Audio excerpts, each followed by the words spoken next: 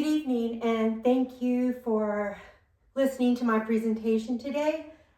My presentation is supporting transgender teachers in K through 12 education. Before I go on, I know that this issue has been in the news all over the place, but it is not new or lost on us as educators that whatever is the hot new thing in the news, we've long been dealing with and finding solutions for. So this is not a subject that should be treated in any different way. And I'd like to give you guys a few seconds to read this.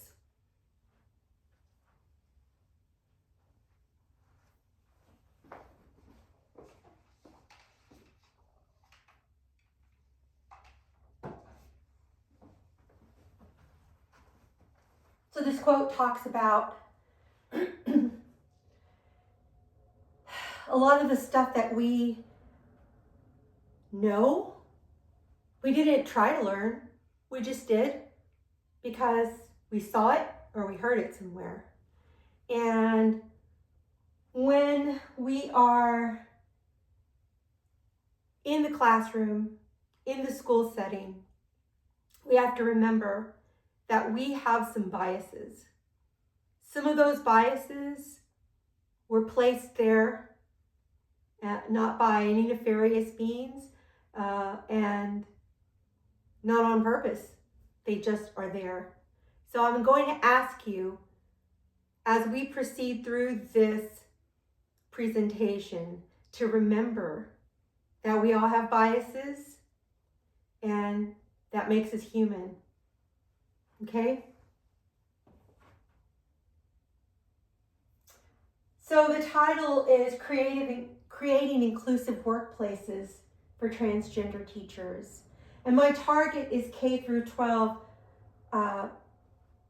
staff, but really this applies to us as students. This applies to us as humans in the world. So our diversity component is gender identity, specifically transgender educators.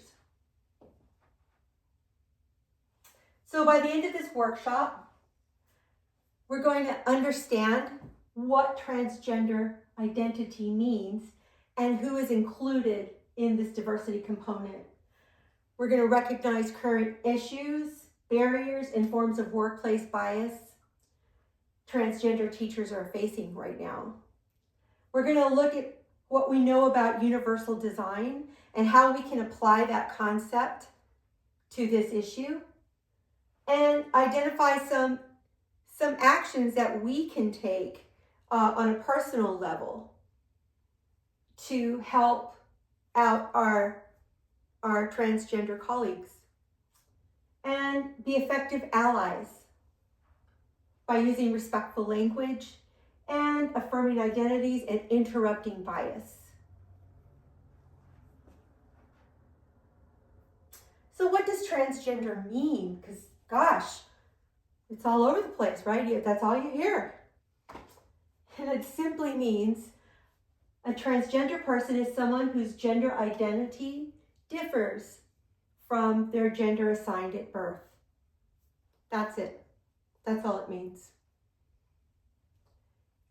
This includes binary, which means a man or a woman who does not, whose gender identity does not correlate with the identity they were assigned at birth. And it can also include non-binary educators, which are educators that just don't recognize either gender.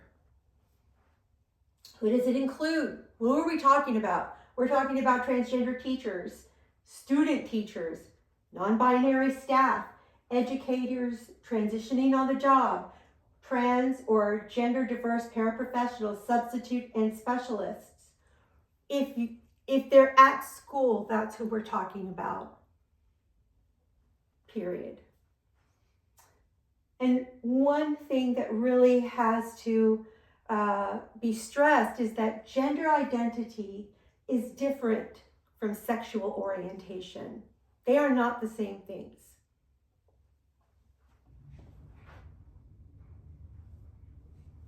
Current issues surrounding transgender teachers. And this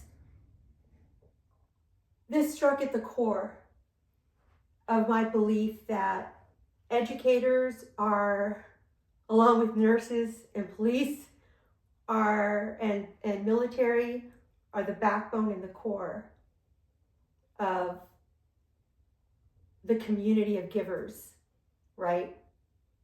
If you're in a school,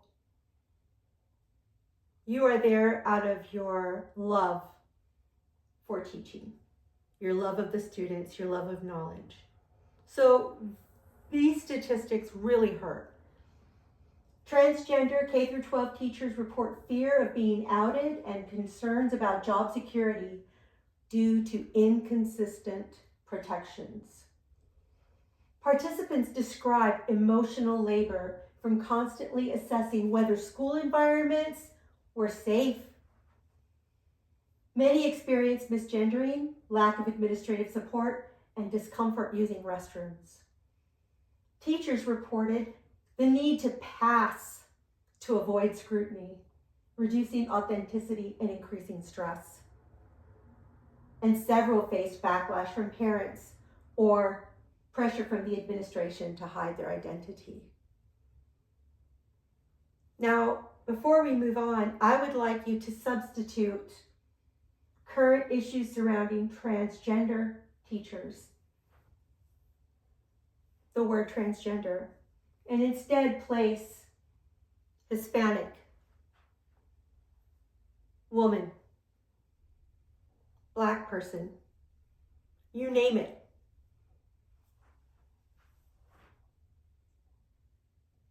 And think about it at that level of othering, because that's what it is. So I've given you challenges, but there's also some positive stuff that's happened. Increasing state and district level non-discrimination policies, more visibility of transgender professionals in education because of those increasing state and district level non-discrimination policies, strong advocacy from NEA, GLSEN, and the Human Rights Campaign, and growing research on affirming school environments, improving teacher retention. We're in a crisis, remember? We don't have enough teachers. People who want to teach. And we're excluding others. For why?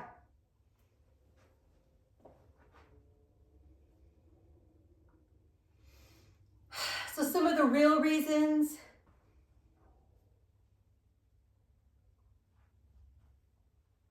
I say real reasons is because there are real reasons why this is a problem. The more I looked, the more I realized there does not exist an actual reliable number or a database of how many teachers are transgendered, because they get weeded out. They simply don't get hired.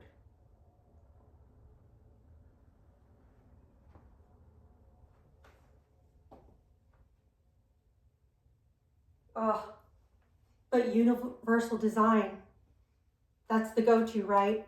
That's what we can turn to for help. We know universal design is based on designing systems that work for everyone. If you design it for everyone, there's no problem, because you already addressed it before it could become a problem. Multiple means of engagement, so clear expectations that affirm identity, pronoun use, dress code, flexibility. If I tell you hello, My name is Jimbo. You say, hello, Jimbo. End of story. Multiple means of representation. Clear written policies on names, pronouns, and confidentiality. Visible inclusion, signage, affirming language, and diverse resources. I can remember when we go to diverse resources, I can remember reading books in elementary and never seeing a Hispanic girl in a book until I was in high school and my teacher wrote it.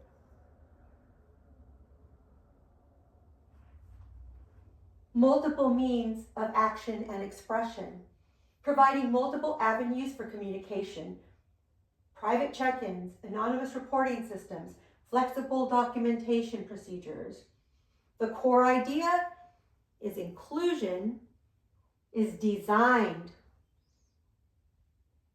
It is not something, it doesn't just happen. We design it. Grab a quick drink of water. We all know I can talk a lot. So, some of these inclusive workplace designs we already have. When I look at this one, gender neutral restrooms, we already have those. We already have those in the halls. I don't know if all schools have them, but I know that we do. So that's already happening. Inclusive signage. So maybe on that bathroom, it doesn't say man or woman because it's gender neutral, right? We just say bathroom. Safe private spaces for personal needs. For example, medical injections or clothing adjustments. Guess what? Ever heard of a pumping room? Where teachers coming back from maternity leave could go and in peace use a breast pump to extract milk for their children, for their babies. We're already doing that. We have areas where staff that is on insulin or other injectable drugs, they have a place to go do that. We already have that in place, right? So we're just arguing about what we're calling it, but we already have those things in place. Policy designs, clear, non-discrimination policies. Clear, not ambiguous. Written guidelines for names, pronouns, and confidentiality. Dress codes based on professionalism, not gender norms. Don't laugh. I worked for an administrator a long time ago who wanted us wearing dresses. I didn't, but go figure. Training and actions. Annual diversity training, including gender identity. Maybe it's time that we brush up when we're doing our trainings to include gender identity. Guidance on responding to bias or parent concerns. So that's a big one, right? That's a big one. But it can happen. Everybody ever heard of Ruby Bridges? It can happen. It just takes people who are willing to stand up for each other. Scripts for common scenarios such as being misgendered, like purposefully. Not an accident, purposefully. What employees need to know to be allies. How to use correct names and pronouns. Just call your coworker what they asked you to call them. It's very simple. How to intervene when witnessing bias. How to support colleagues transitioning. and importance of confidentiality. Gender diversity is good. The most gender diverse companies see a 48% difference in outperformance compared to the least gender diverse companies. U.S. employees are more than 4 times more likely to work at a company that publicly supports and commits to expanding and protecting LGBTQ+ rights. We're in a business of education. We have customers and clients.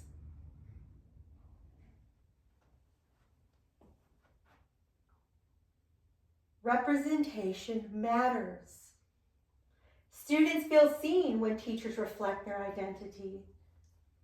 Students naturally understand differences, especially in special education contexts.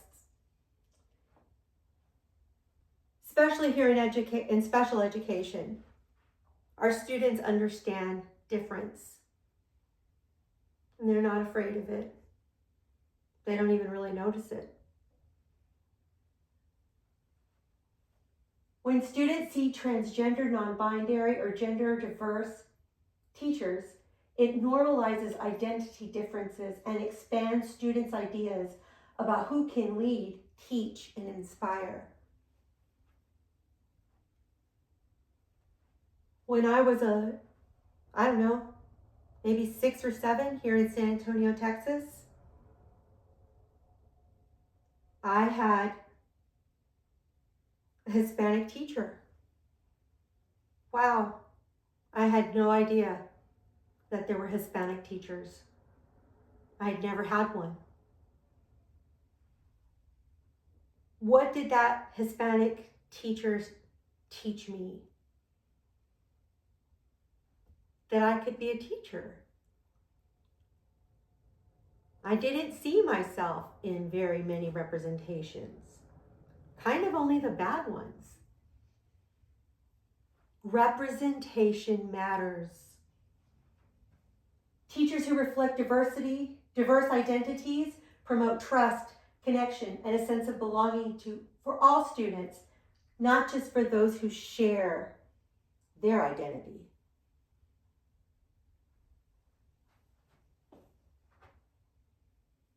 Students see what diversity looks like.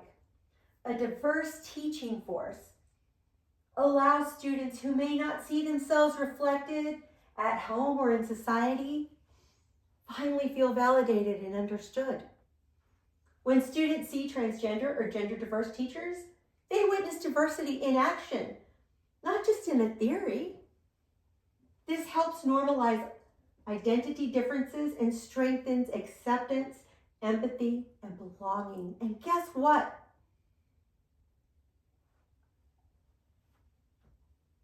That helps us. That helps us as educators. It helps our students. It's a win-win. So we're going to bring it all together. Creating schools where everyone belongs. Inclusive environments start with educators who reflect the diversity of the students they serve. Representation helps students feel seen and teaches them that diversity is not something to fear, but something of value. Policies alone cannot build inclusion. It's going to be demonstrated through daily choices, relationships, and actions. Little things that we do is what's going to make the change. Our responsibility is to challenge the biases we've absorbed over time and consciously choose responses rooted in empathy, respect, and awareness. Thank you guys so much. I appreciate this. I will have a link that will show you some really, really wonderful stuff that will help you if you are interested in learning more. And here are the references for this presentation.